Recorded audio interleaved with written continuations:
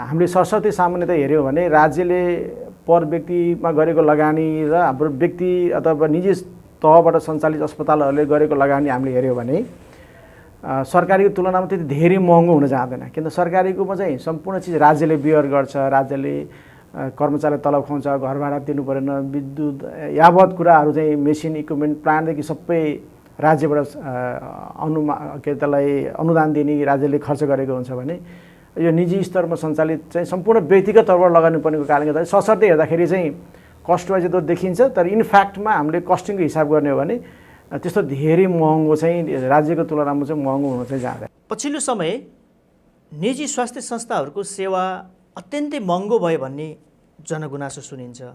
खासमा यो महँगो किन भइराखेको छ? अब यस्तो छ, के हदसम्म त्यसमा सत्यता पनि होला हैन।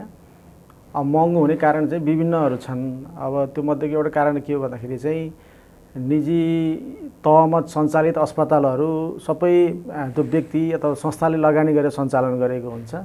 उसले ब्याङ्कको लोन लिएर अथवा आफ्नो कमाइबाट जायजता बेचेर अथवा जम्मा गरेर लगानी गरेर उसले सञ्चालन गरेको हुन्छ। अनि पक्कै पनि के हुन्छ, मान्छे लगानी गरेपछि इनपुट गरेपछि आउटपुटको एक्सपेक्टेसन हुन्छ। अनि त्यो तुलनामा चाहिँ उसले आफ्नो मार्केट प्राइसहरू सेट गरेर वस्तुको बजार मूल्यहरू, सेवाहरूको बजार मूल्य निर्धारण गरे हुन्छ।